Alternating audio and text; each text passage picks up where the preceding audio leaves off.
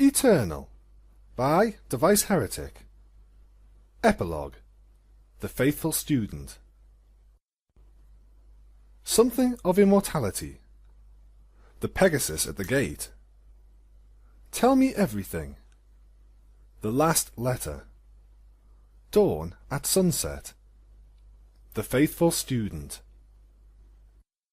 Years passed, and they were good years, rich and full under the benevolent and loving light of the moon, to speak poetically, as ponies found themselves more and more inclined to do in the years of what came to be called the sleep. Celestia slept, ponies said, and her dreams came to life in Equestria. Such was the mood of that time. From Canterlot, Princess Luna ruled with a passion and dynamism that contrasted deeply with Celestia's loving, distant light. She poured herself into improving the lives of her little ponies, every moment of every day, and carried herself with an energetic sort of mystery that entranced every pony around her. She quickly became at least as beloved as Celestia throughout all of Equestria, although, as ever, the ponies of Ponyville loved her deeply, and were, in turn, especially beloved by Luna, who visited there regularly. And from Ponyville came the elements of harmony, who spent their long lives travelling, exploring, inspiring, triumphing. The magic of friendship, true friendship, rang strong in them, and with that strength, even their smallest misadventures seemed to ripple outwards, building into great currents of change, and hope, and inspiration. They were a legacy, it was said, of Princess Celestia's love, left behind while she rested, to watch over Equestria in her absence. In time, the 6 of them, and the Dragon Spike, became at least as renowned and beloved as the sisters themselves, their deeds and accomplishments leaving innumerable, permanent marks on Equestria, all for the better. Peace and harmony followed in their wake, enriching the lives of every pony they encountered, it seemed. And ever at the centre of the greatest adventures was the Archmage Twilight Sparkle, best beloved of the sun and the moon, sister to the princess, friend to every pony and everyone she met. So if the sun rested for a time, after 1,000 years shining over Equestria, no pony resented it. In the dark times, and there always were, no matter how wondrous the age, they did not feel abandoned. They had a fierce love for Princess Luna, who was so beautiful in her passion and alluring in her mystique, which was rewarded with a deep love from her in return, and in its heart Equestria held firm the conviction that one day the sun would rise anew. In the loving, rich light of the moon, things changed, and it was good. But all things, in time, come to an end, and transition. Winter thaws into spring, which blossoms into summer, which ages into autumn, which falls into winter yet again. That is the measure of a year. Villages become towns, become cities. Or perhaps they don't. That is the measure of a community. Seeds become saplings, become trees, become libraries. That is the measure of a landmark. Foals become adults, become elderly, and pass. They must, to make room in the world for the next generation. But that is the very least way to measure a life. The most technical, the most spare, the most unfeeling, because ponies and other thinking beings are not like landmarks or seasons or cities. They think and move and act, and in their legacy, in the way they move the world and the ponies around them, they can know something of immortality. Princess Luna lay atop the tall tower attached to her private chambers, as she had for the past 3 days. She stared off into the sunset, face dispassionate, eyes half closed and pensive. It was full moon tonight. She was in the fullness of her majesty in the waking world, waxed fully into a tall, proud creature, her mane a spectacular field of stars. Atop her head sat the silver crown of Equestria, the inset sapphire burning like a frozen, azure flame in the dying sunlight. An end was coming, in the wake of this most troubled month of her solitary reign, for her anyways, and she welcomed it. Still, when the end was coming was unknown to her, but it was coming, in its own time. Until then, she waited. The sun sank lower on the horizon, an amber disk now, its light spilling into the valley where Canterlot town lay, flowing out into the plains beyond, as if the landscape was gilt in polished gold. After a while, the princess heard the wing beats, heavy and burdened, of an approaching Pegasus guard, who alighted behind her. "Good evening," Luna said calmly, not turning around. "What is it?" It was a formality, a pleasantry. She hadn't given any explicit orders, but over the years Luna had become quite good at making her desires clear to every pony without actually having to do anything so crass as to say them. Thus, she knew that there was only one reason her guard would feel ready to disturb her at the moment. "My lady," the guard, a mare named Whitecloud, said, in her usual clipped, professional tone, "a Pegasus mare matching the description you gave the duty officer is approaching the palace gates, asking to see you." Luna turned her head very slightly. "By all means, admit her then. Thank you, Lieutenant." "It was my pleasure, lady. I am, as always, at your service." Luna noticed a slight something in her voice. Not quite sympathy, not quite hope. "Canterlot is a bad place for rumours and secrets, wouldn't you say, Lieutenant?" "With respect, my lady, the castle has many mouths, and twice as many ears and eyes," Whitecloud replied. She paused for a moment, then said in the same even tone, "But half as many brains, I think." Luna let out a little laugh. "Between one mare and another, you are extremely optimistic. Please have my guest admitted, will you?" So here it was, at last. Luna lingered for a while longer, watching the sunset and thinking about what she would say. Before long, she rose and leapt from the tower, her huge wings splaying and catching the air. With practised finesse, she turned her dive into a wide spiral around the tower, long and slow, such that as she reached the base, she needed bank only slightly to land, lightly, on one of the grand hall's receiving balconies, moving at a brisk trot. As always, the hall was busy even without court in session. Gaggles of conspirators, friends, and schemers huddled together in little groups, some splitting off from one to join another from time to time. As Luna entered, almost every pony turned their head to regard her, some ponies even stepping forward to approach her. "Night Court is suspended," Luna announced loudly, as she took her place on the black throne. "I will be receiving my guest privately. Leave us, I beg." Clearing the hall took some time. There were a great many ponies standing about, and some of them internally edited "leave us" to mean stand just far enough away that you can only eavesdrop inefficiently. Eventually, Luna rolled her eyes and had the guards reinforce her command with some very serious expressions and a lot of pushing. When she had satisfied herself of her solitude, she nodded to the guards on the doors, who wordlessly took station on the opposite side, which signalled the princess's readiness for the private interview. The main doors of the great hall opened slightly to admit two Pegasi, walking side by side. One was Lieutenant Whitecloud, her face a vision of professional dispassion that would have brought a tear to the eye of the most psychotic drill sergeant.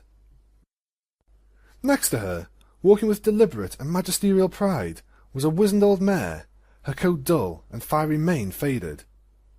Her gait, for all that it was slow, was graceful and even, and she held her head up proudly, not flinching from the sight of Princess Luna in the fullness of her majesty even for a second. When Whitecloud and the mare arrived in the receiving area before the raised dais of the thrones, the lieutenant bowed to Luna with a muttered, "My lady," and made polite haste to one of the balconies, taking off into the fading daylight. Silence reigned for a very, very long time, as the two mares regarded each other. If some pony had seen this moment, they would have been at a loss to say which looked more regal, the Princess of the Moon, proud and imperial upon the throne, or the ancient old mare, who looked into the face of the immortal power without flinching, the weight of years pressing upon her vainly. "I'm so sorry," Luna said eventually, in a small voice. The old Pegasus sighed. "We knew it would happen some day," Celestia said. Her voice was deeply, deeply tired. Luna cocked her head. "Nevertheless—" Celestia closed her eyes and turned away. "Well, you're right, of course. I never let myself really accept it, foolish mare that I am." They sat in silence for a while longer. "It was peaceful. We were together." Luna gave her a look of deep sympathy. "Oh, Celestia!" "I'm fine," Celestia lied. "I've spent a lot of time thinking about it." "I should think so. It's been 3 weeks now, and no pony's seen hide nor hair of you. You had the guard out of their minds with terror." Luna trailed off, sharing a sad little smile with her sister. "Old I may be, and let me tell you, being old is very different than having been around for a long time. But I am not completely helpless." Luna smiled a little.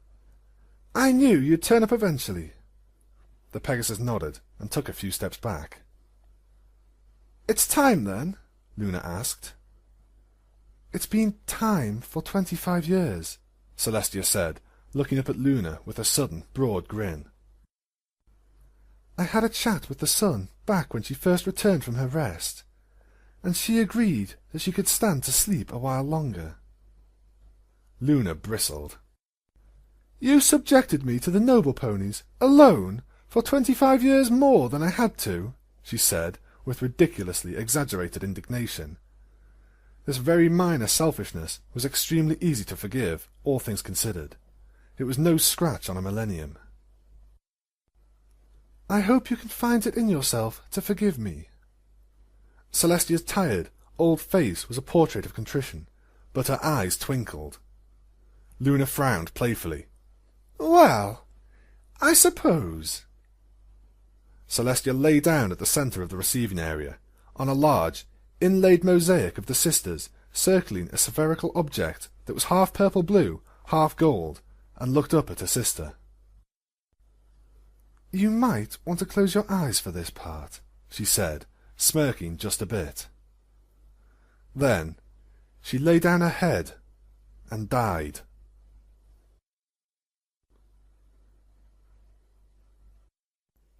Celestia opened her eyes and felt wrong, which was ridiculous, of course, because she was back to normal, in a very real sense.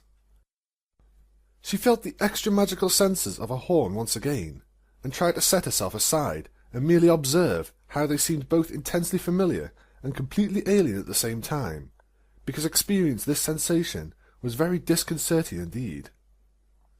The weight of the horn on her forehead alone was bizarre, never mind actually sensing magic around her, especially here, somewhere. She flapped her wings a couple of times. They were broad, soaring wings once again. She had benefited from some extremely intense re-education from Rainbow Dash and Spitfire, learning to deal with both wings and a body that were the wrong shape and weight distribution entirely, back, long ago. She sighed, closing her eyes, and felt the pain of change. All of it. All of them, gone now. Her life. That had been her life. Hers. For her. Hers. All of it. And now it was over. She realized she'd been crying ever since she had noticed a horn, and didn't care. Celestia looked up and met the gaze of the sun, who stood at the cliffside before a table set for two. A kettle sat on it, with a little blue flame burning underneath. It was just starting to steam. "So," the sun said quietly, "how was it?" Celestia took a deep breath and remembered. She remembered friends, the love she'd shared with so many ponies, all their joy, the jokes, the parties, the late nights with too much alcohol flowing, the cooperation, the quiet chats, the loud singing. She remembered all the close friends she had made, not just the elements, but the friends she had made outside that immediate circle, who were something special that she was never entirely part of. Macintosh, with his quiet wisdom, Cheery Lee, with her infinite patience and dry humour, the Earth Pony cellist, Octavia, over their mutual love of classical music, and her friend, the Unicorn DJ, Vinyl Scratch, who had introduced Celestia to a thrilling new kind of music, which Spike had eventually demanded she stop playing so loudly in the library. Every pony in Ponyville, it seemed sometimes. She remembered the adventures, the excitement of discovery, the frustration of challenge, the sudden blaze of courage as things seemed unsurmountable.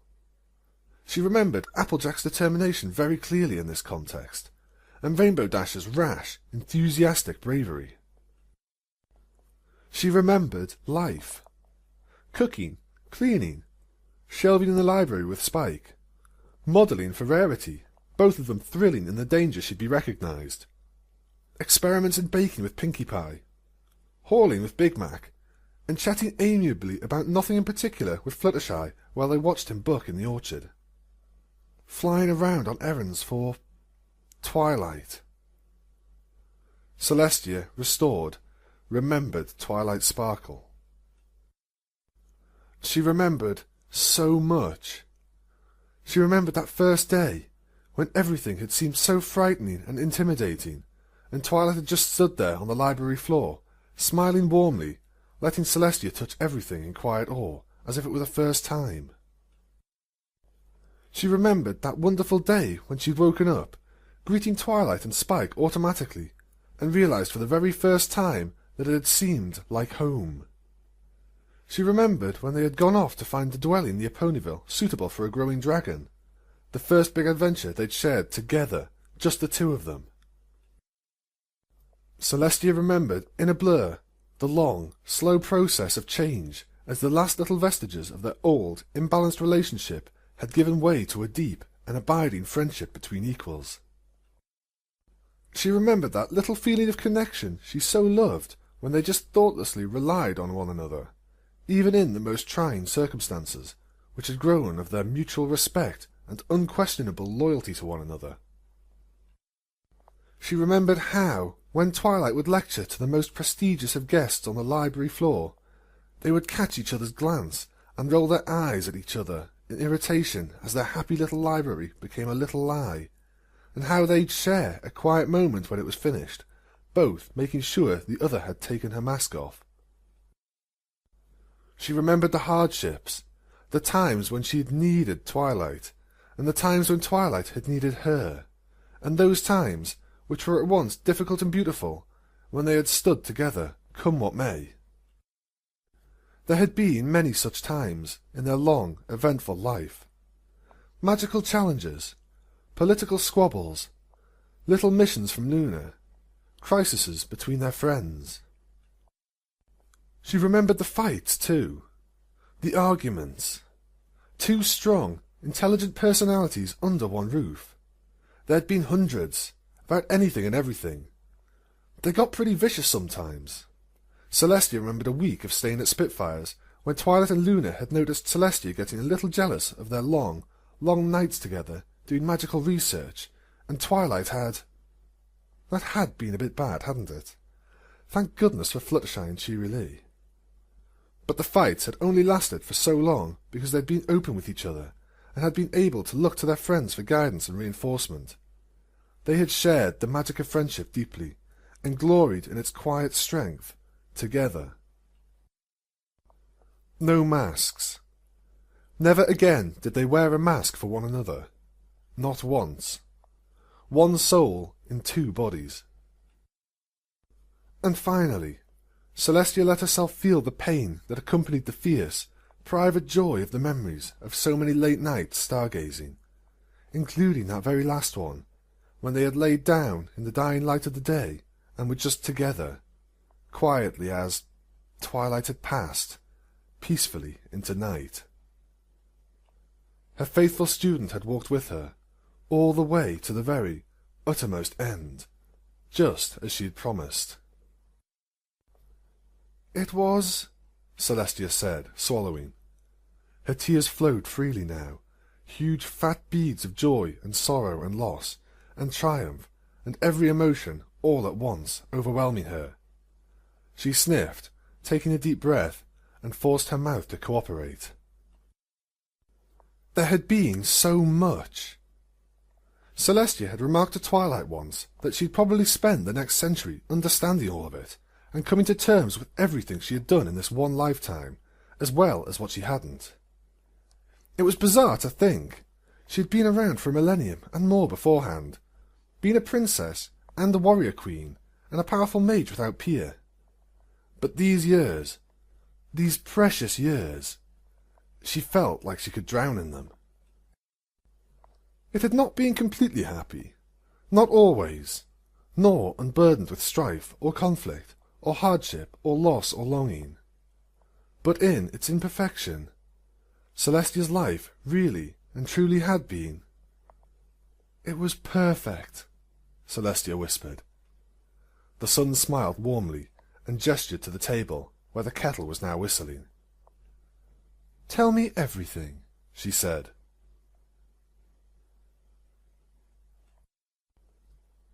Luna regarded the corpse for a time, uncomfortably. Then she felt something. It was strangely familiar, and made her think of feathers. And just as she understood why, brilliant light flared from Celestia's fallen body. Luna recoiled, one hoof drawn up in front of her eyes. "Completely melodramatic," she murmured, smiling. The body, now a glaring knot of pure sunlight, raised into the air. Luna's senses were overwhelmed by it, and she turned away, cursing at length at the intensity of the experience. Even disorientated like this, though, she sensed the immense magical power that was coalescing before her, an ancient, primal magic that she had not felt in many, many years. And along with the sensory experience came an intense wave of emotion.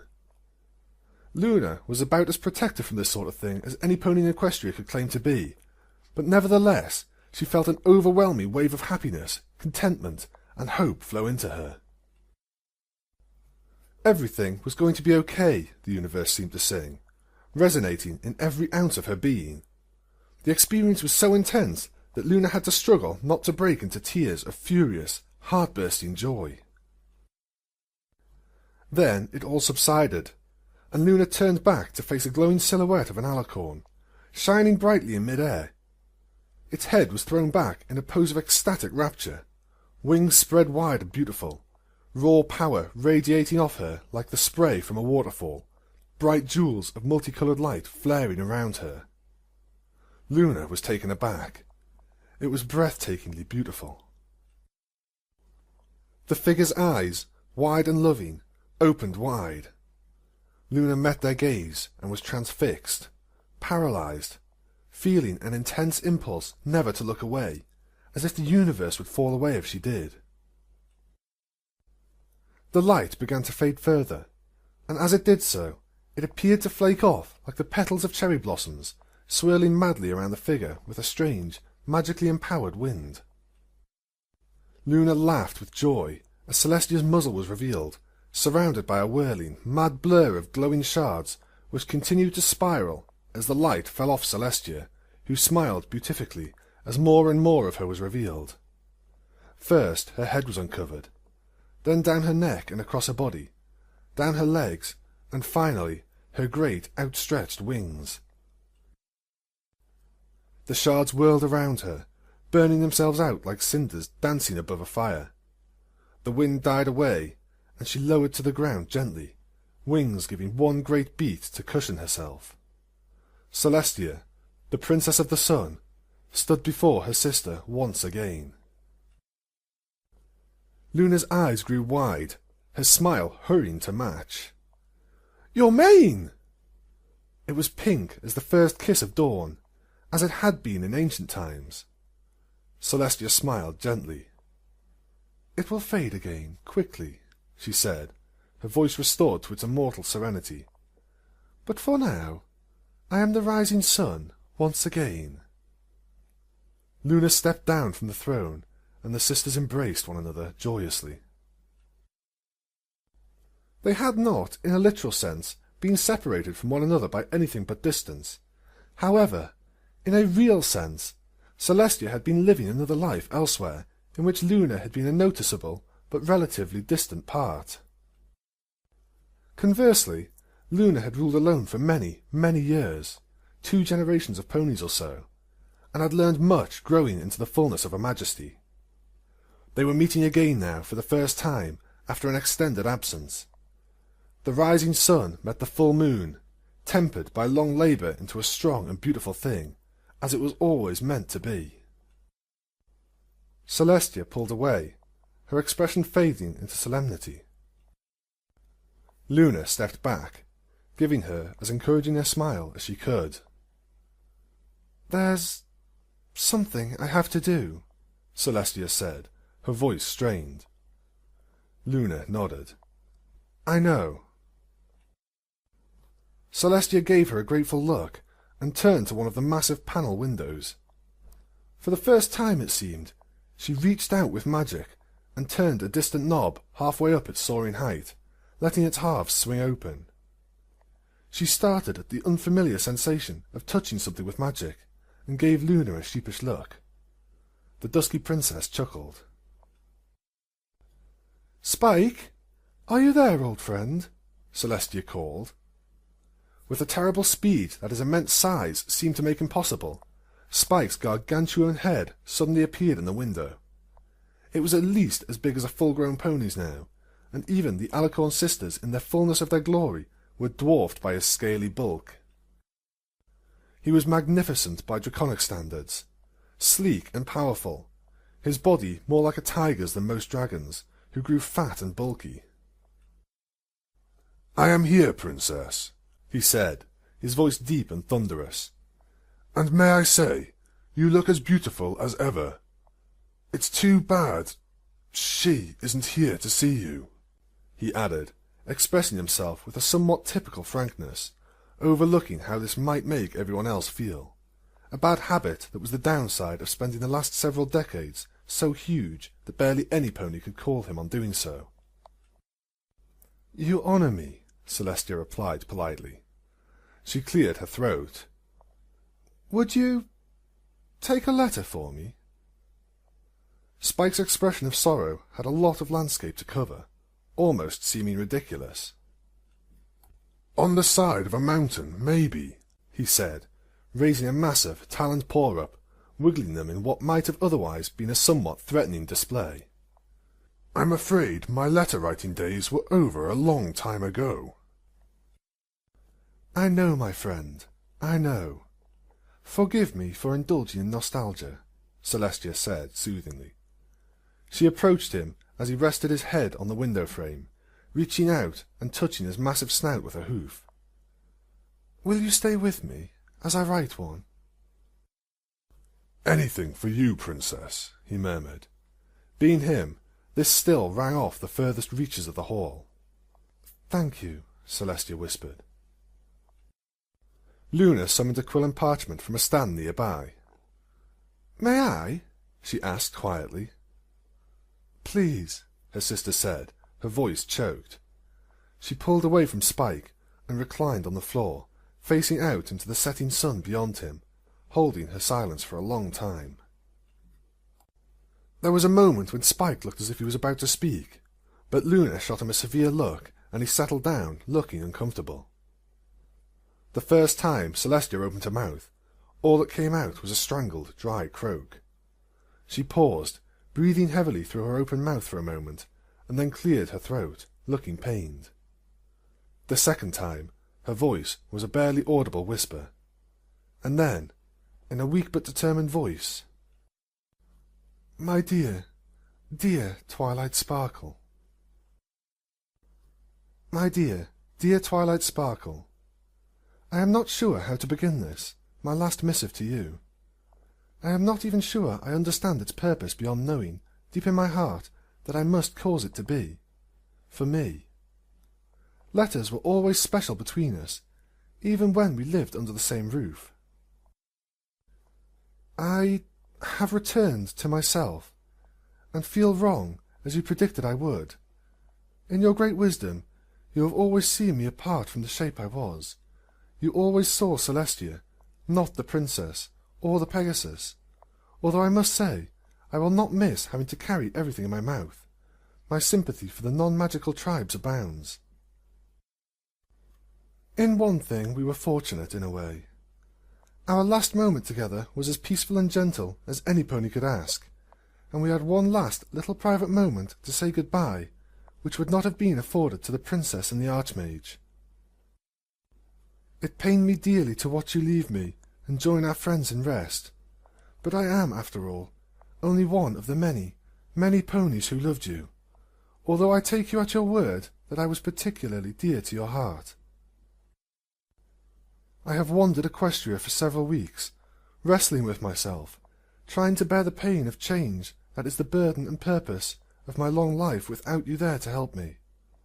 I will confess that many times, especially as our time drew to a close, that I thought, is there some way I can have you join me in eternity? Can you ascend somehow, and truly join Luna and I, as you so richly deserve? But then I understood. I think you always did. To even think this insults you, because the true beauty of your life, the true greatness of Twilight Sparkle, was that in one lifetime you accomplished so much. Because of how much you changed and affected things, you will never truly leave it. Such was your triumph. And the capstone of this glory was the grace with which you went to your well-deserved rest, leaving a world so much better for you having been in it. Forgive me the poetry of this, but it's the only way I can put words around my feelings without feeling foolish and awkward. I thought of Luna's comment to me after you rescued her from the nightmare so long ago, that your name is so coincidental to your role in our affairs. Your overwhelming role, where you, in one lifetime, brought us back together and taught us both so much. I am the day, and Luna, my beloved Luna, is the night. Twilight is very, very brief, lasting for all too short a time. It is rich and beautiful, and in that moment the proud sun learns to set and rest, and the moon ascends to watch over the peace of night. And then twilight is over, leaving the sun and moon to remember its beauty and wonder after it is gone, changed forever by that brief moment of transition. This you did, with unparalleled grace and strength. I almost feel the need to apologize to you once again, as I have so many times, for your entire life being burdened with the internal struggles of an immortal. But then I remember what you would whisper to me, and am comforted. Immortal or mortal, you are my friend, and I love you. Your troubles are my troubles, and my troubles are yours. This is the true magic of friendship, and I share it with you willingly. And it's not like I haven't gotten a lot out of it myself. I am rambling, Twilight, because I want this letter to last forever. I feel that signing it, that saying your name and sealing the scroll, then you will really, truly be gone, and I will remain diminished. The pain of that possibility terrifies me, as I knew it would. But all things change, and the future awaits me. The strength you helped me learn is flowing in me now, though I confess part of me wishes it wouldn't. Part of me is still weak, and wants to cry and lament, from now until the time finally comes for me, too, to join you in whatever awaits us beyond waking life. As we said so many times, parts of us think many things. To indulge that weakness would be to reject everything we learned together, and I will not do it. I choose to be strong. And I remember the promise I made to you, the one you begged me to renew as we face the end. I have love to share with friends yet unknown, and life to live, a will to experience in the days that have yet to come to pass. I will not let myself be alone ever again, because you taught me such fierce joy of living that even now, suffering the pain of loss that is the price of my long life, I cannot wait to see what tomorrow holds. I already have plans. It should be fun. You changed me, Twilight. But more importantly, I pursued the dreams of my heart in waking life, and changed myself for you. So I say farewell for the very last time, Twilight. I wish you peace, you who saved my sister, who overthrew my enemies for me and enriched the country I love, the pony who came to me in the depths of my greatest failure and loved me so fearlessly that the very sun was moved. Goodbye, my faithful student. I love you so, so much. I will remain forever yours. Celestia. Spike's chuffing sobs bounced off the distant part of the hall, though in the way of his folk he did not weep. Celestia caught his eye, and they understood that she wept for them both. Despite her tears, she was quite quiet now. Everything about her seemed hushed, even if it had nothing to do with sound. She stared out into the sunset, face still and impassive save the tears which flowed unrestrained down her beautiful face. Luna quietly bound the parchment in a scroll case, a gold one of Celestia's, having sealed it with red wax. She held it in front of herself, regarding it pensively. "Sister," she said speculatively, though her throat was also quite thick. She had been moved, quite moved, by the poetry of Celestia's memorial. "How do you feel?" Celestia turned to her, smiling just a little through the tears. "I was afraid, sister, that saying goodbye would just make the absence worse," she said. "But I feel better for having said it, of course." "A bit lonely, though?" "A little," Celestia said, looking from Spike to Luna fondly. "But it's not so bad." She rose and touched Spike's snout again. He closed his eyes, looking as grateful as he could. "I will never stop missing her. No, I hope I never stop missing her. Remembering how strong she was, and how much I loved her, and how much she loved." She trailed off, smiling distantly. "It is the most beautiful pain I could feel." Luna gave her a wry grin. "You've gotten romantic. Too much time with musicians, I think." "Huh. And there will be more," Celestia declared firmly, in a strange, shaky tone of someone triumphing over their sorrow. "It's true, though. Her absence hurts, but it's all just a reminder of her, the things we shared and learned together." Celestia looked to Luna, eyes blazing through the tears. "I'm going to be Celestia for her, for us. The Celestia she loved will live on, and love, and so Twilight Sparkle will never really be gone. Everything I do will be for her, in part, a testament to how I changed, with her walking beside me." Words just spilled out of her in a rush. They were alive with hope and ambition and love. It was like a foal talking about what they wanted their cutie mark to be.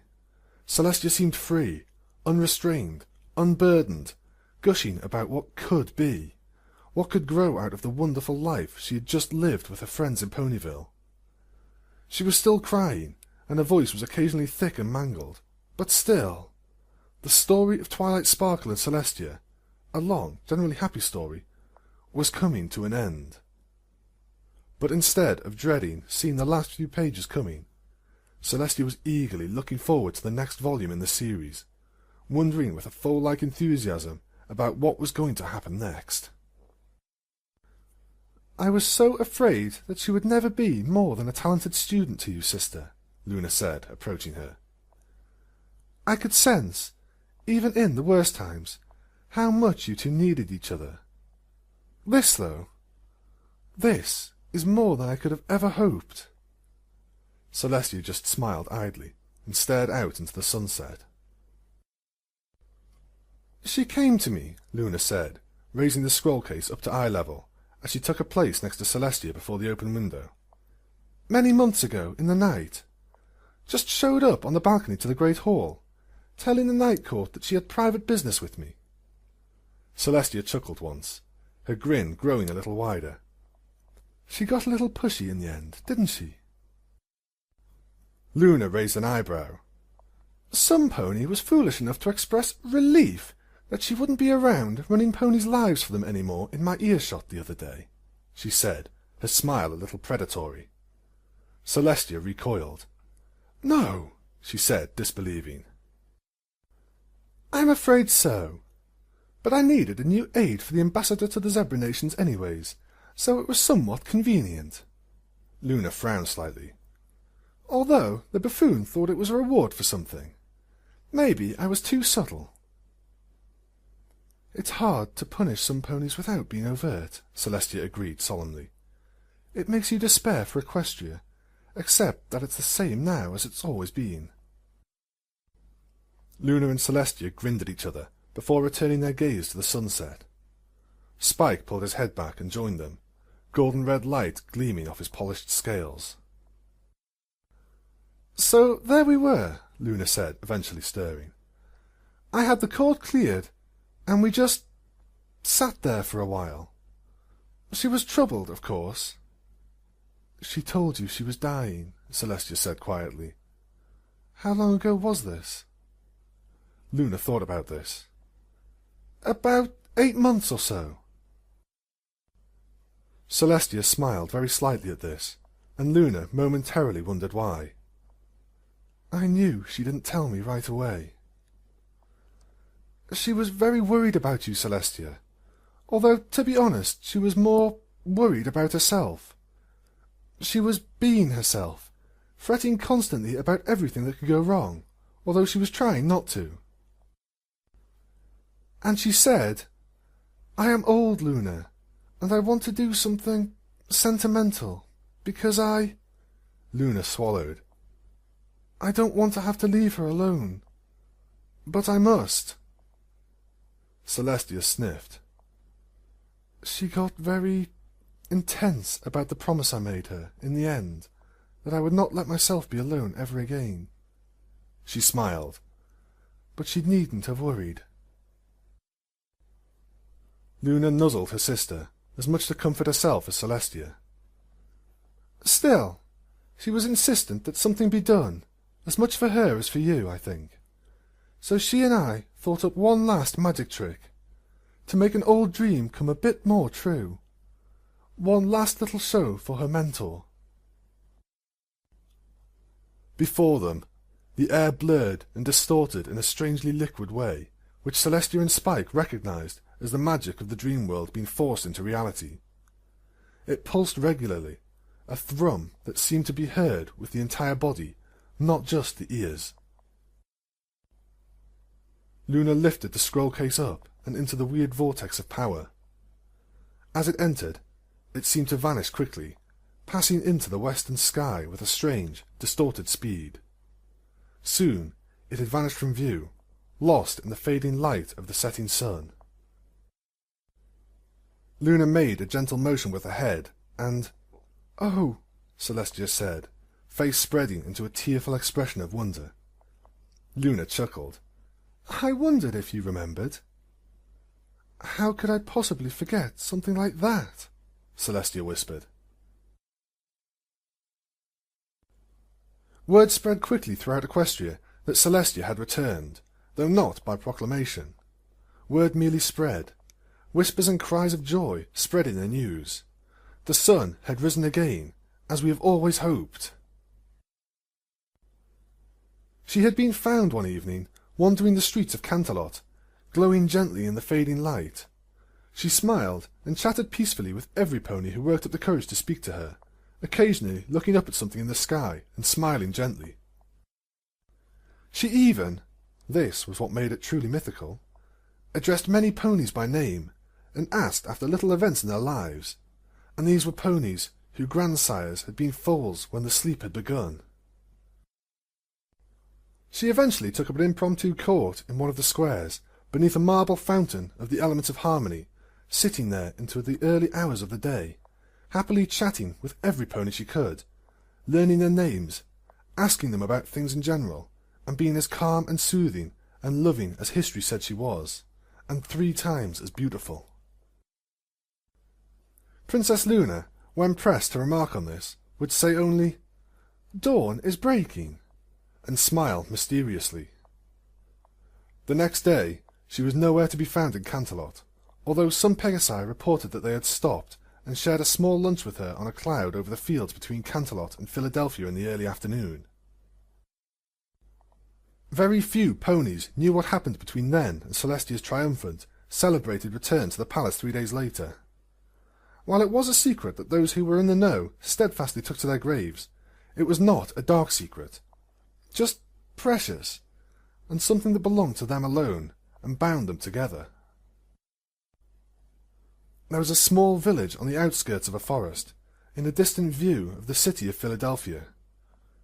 The ponies here were humble folk, woodcutters and stonemasons and farmers, part of the unromantic foundation of society that enables the glamour of the city to survive day to day. A family of unicorns there had a very unusual visitor in the early evening, who asked after their youngest daughter by name. The two sat, sharing weak tea in mismatched, cracked teacups, as Celestia asked pointed questions of the terrified little unicorn about a long afternoon she'd spent with an old Pegasus in the woods, and what she'd shown that old mare. An amazing, precocious gift for teleportation. "Was that okay?" the unicorn whispered, expecting to be punished. Her mother had suggested that showing off for strangers wasn't what good little fillies did, but it was somewhat typical of this little unicorn to wonder if that really meant she should stop. "You have a truly unique and natural talent," Celestia said, beaming down at the filly, who gulped. "And I want to give you the chance to develop it into something great in Canterlot." Her father stepped forward. "You mean the academy? I'm flattered, Princess, but we could never afford—" "It would be my pleasure to arrange matters," Celestia said pleasantly. "I owe your daughter a great deal." Every pony looked confused at this. With a look out of the window at the setting sun, and a gentle word that this was to remain between them, Celestia told them of her new burden, that once every few generations or so she would spend time as a mortal pony, walking in the world. As this very first, most difficult time had come to a close, and she had been deep in mourning for her lost friends, she had met a little filly in the woods, who was so open and brave and eager to share her enthusiastic love of the world that it had helped move the heart of the princess to come to grips with her sorrow, and learn the lesson she was meant to, the quiet strength of humility, to endure and to love again. "Courage and compassion deserve to be rewarded," Celestia said, smiling down at the filly. Radiant Dawn smiled back up at her, as bright as her namesake. "Princess!" Celestia blinked, stirred from some thought or memory that now escaped her. Her chambers were lit with the golden light of sunset once again. She shook her head, smiling. Maybe it was just her, but it seemed to have become an extremely significant time in her life. Nothing important ever happened at dawn anymore, or noon. "Princess!" came the insistent call again. The halls of dawn and dusk were close enough to her chambers that some pony yelling loud enough through its vaulted pillared galleries open to the sky could be heard. Celestia grinned and rolled her eyes. "I'll be there in a moment, Dawny," she called out of the window, letting a little whisper of magic ensure that she'd be heard. She considered her options carefully. She could arrive through the doors like a pony with any sense of dignity whatsoever, or she could have a little revenge on Dawn, just to remind the little unicorn who was the princess around here, to be waited upon, not summoned by yelling out of a window. Celestia grinned. The guards hated this. They quietly disliked this part of the castle in general, she knew. All the tall, open areas were a security nightmare. But it was their job to worry about things like that, so she let them. Carefully, she leapt out of a window and dove into the western sky, letting her wings catch the air silently, spiralling around the tower of her private apartments, and alighted into the halls behind the unicorn through one of the open-air archways, to the sudden and intense alarm of the guards posted at the doors. She smiled at them apologetically, and they rolled their eyes. Radiant Dawn, her cream coat and strawberry-red hair brilliant in the golden light of sunset, spun on her hooves in shock. "Hey! You said no teleporting in the castle!" Celestia shook her wings, grinning. "That's cheating!" Dawn said, huffing. Celestia laughed brightly. "Did you get the things I asked you to, dear?" "Yeah," the little unicorn nodded, turning back to them, smiling enthusiastically. A telescope, a stack of books and star charts, and a unicorn filly looking up at her adoringly. Celestia's smile grew strained, just for a moment. Dawn misinterpreted her look.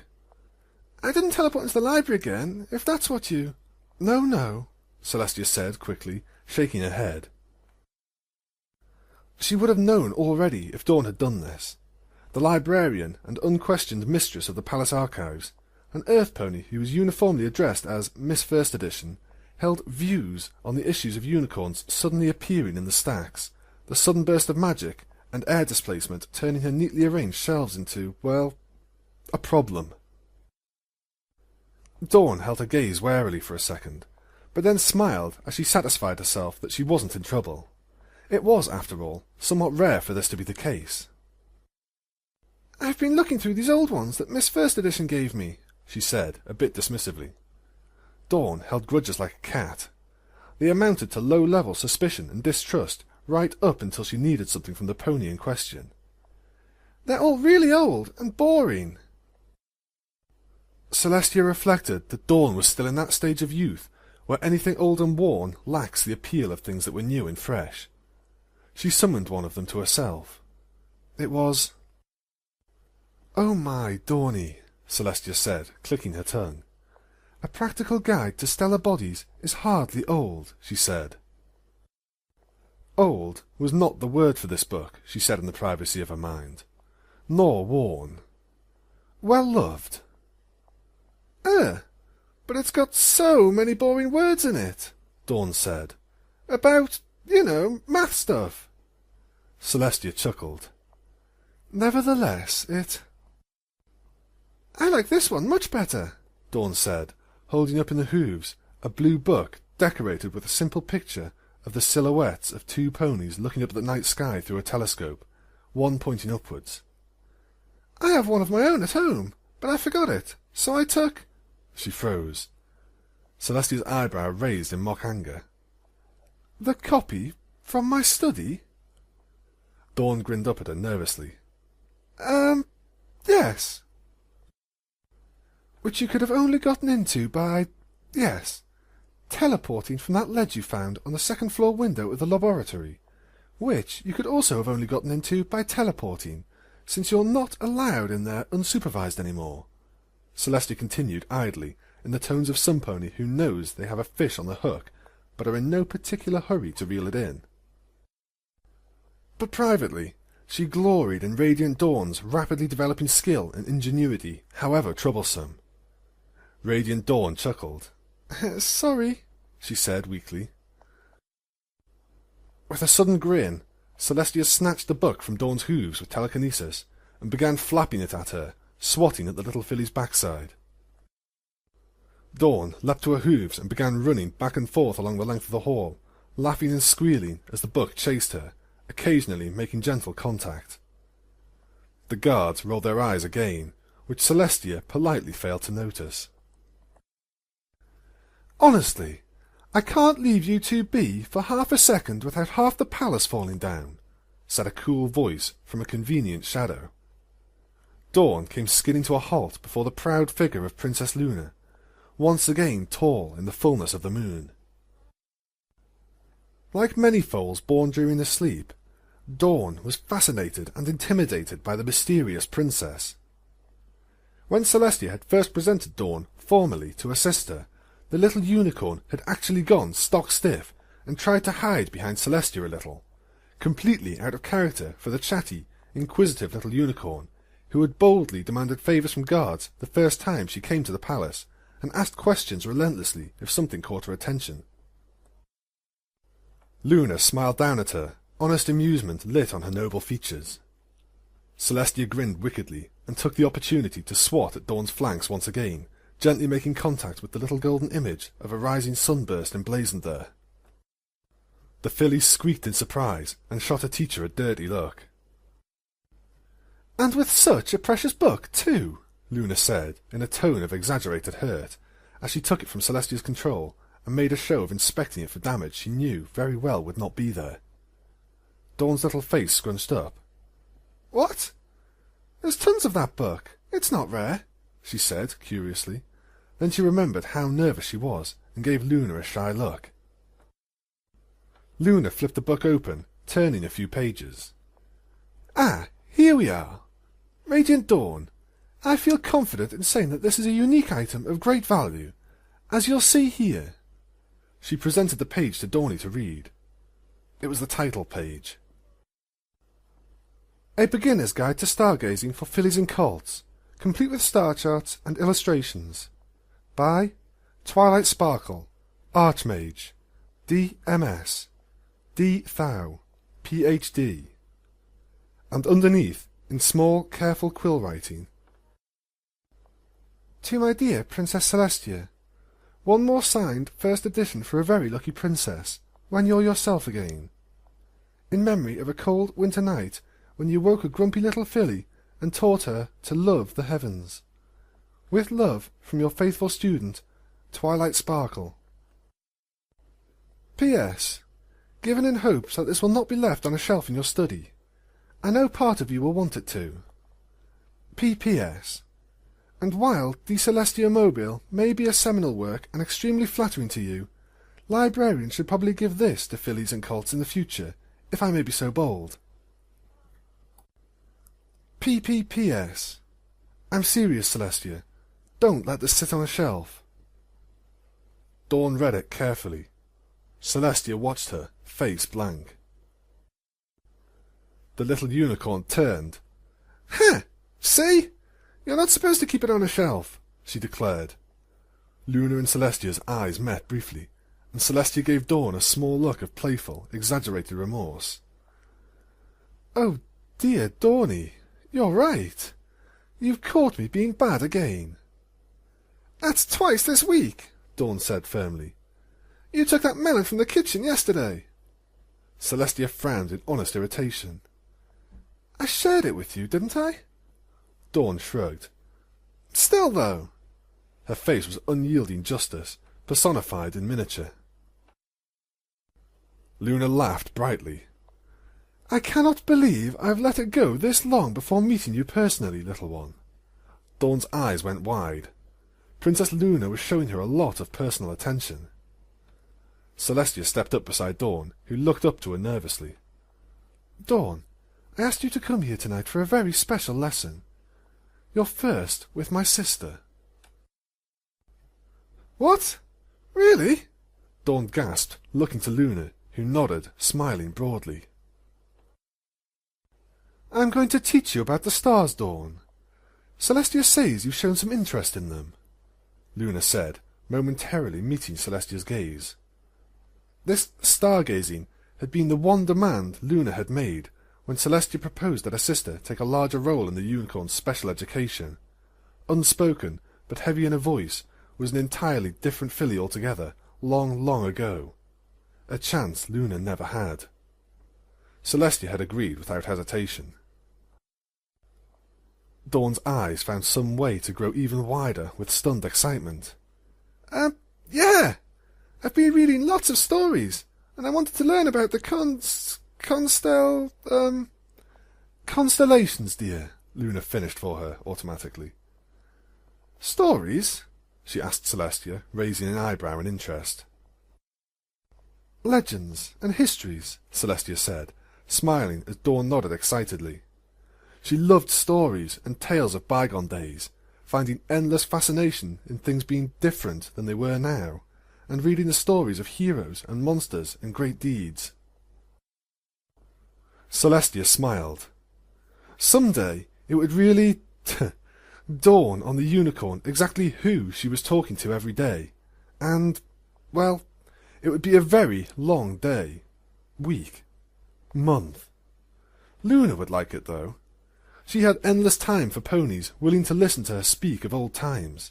She found doing so comforting, and interest in such things flattered her. I had a question, though, Dawn said quietly. Well, go on. Ask, Celestia said, tapping her companionably towards Luna. The little pony said, looking up at Luna, who smiled pleasantly at her as she waited. Dawn pointed westwards. I was wondering what that star is. Luna raised her eyebrows and looked out into the sky. She turned back with a very small, sly grin, which would, in time, become extremely familiar to Radiant Dawn. That's the sun, my dear. You should ask my sister about it sometime. Dawn frowned. Not that. That, she said. She trotted to an open archway and pointed carefully with her hoof.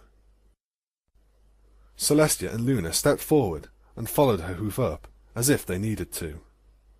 There, right on the edge of day and night, was a bright pink point of light, gleaming proudly above the sun as it sunk into the horizon.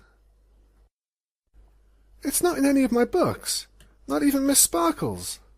Dawn, in the strange instinctive way some foals have, sensed that something was amiss and trailed off, looking a little scared, worried she had done something wrong. The princess's eyes locked. Oh, that. Well, Luna said, giving Celestia a look which said, It's your choice. That star would not be in Twilight...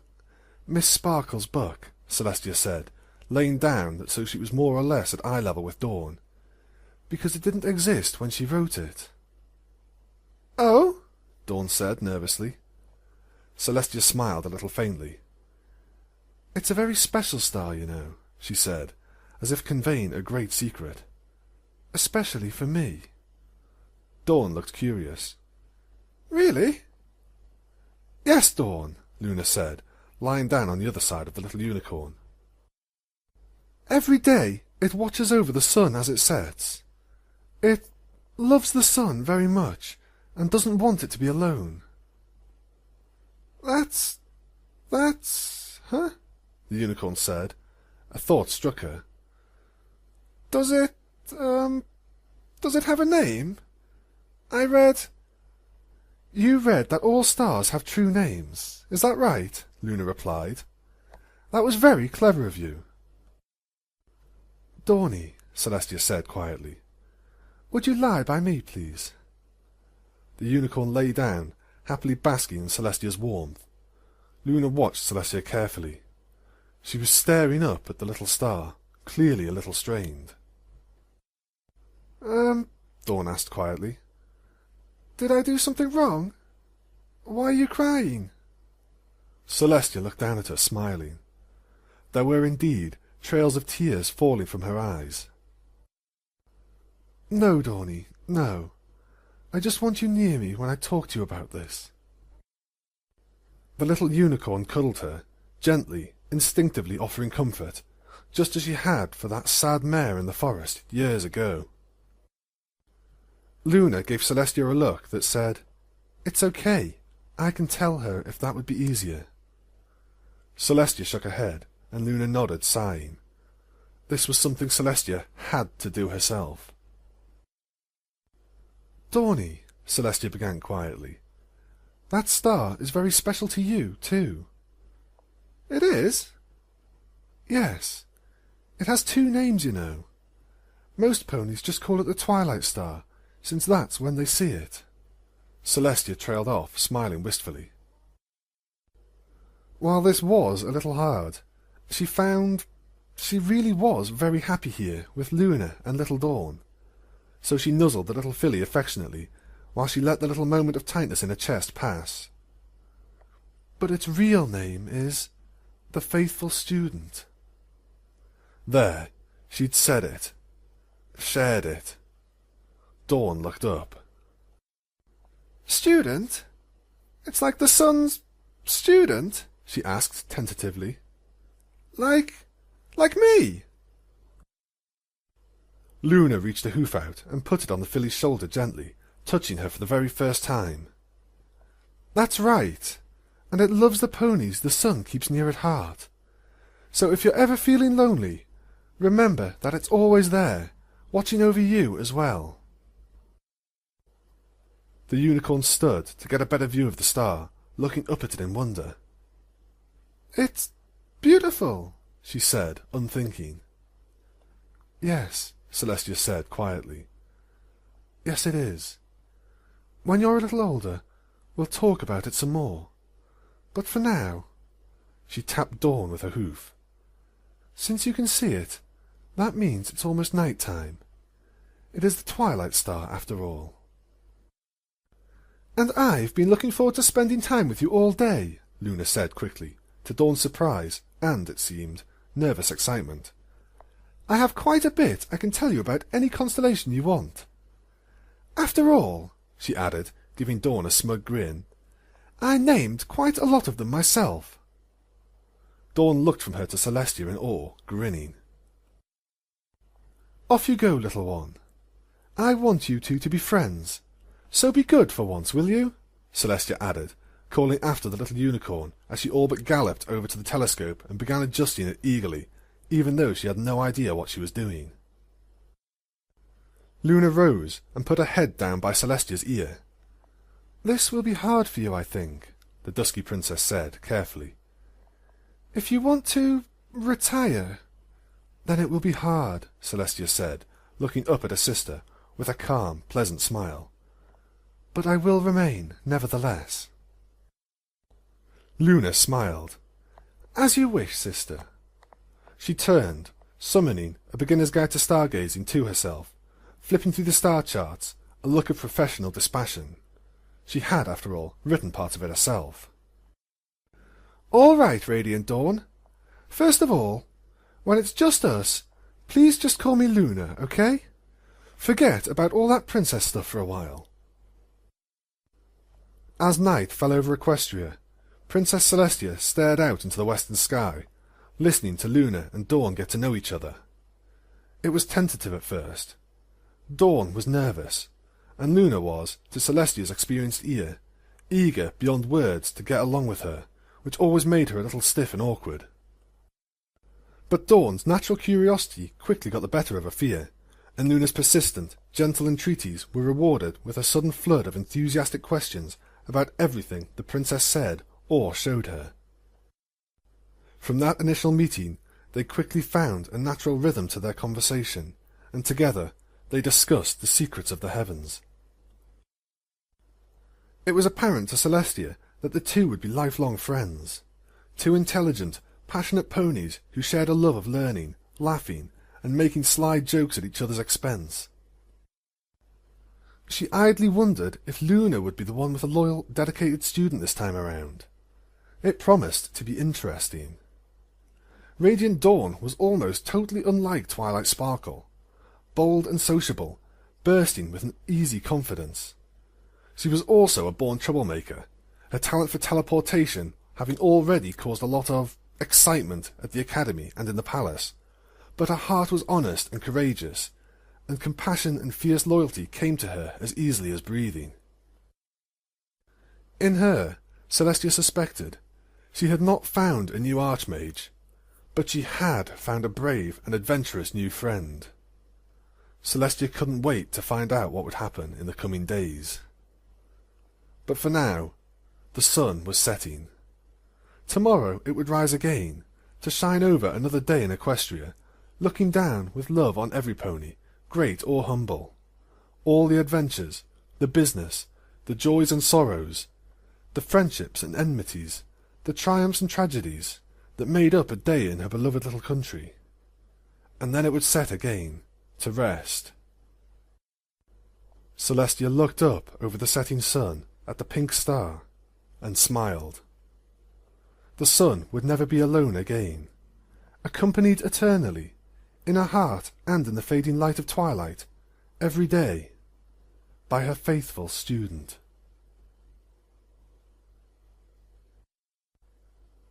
The End of Eternal.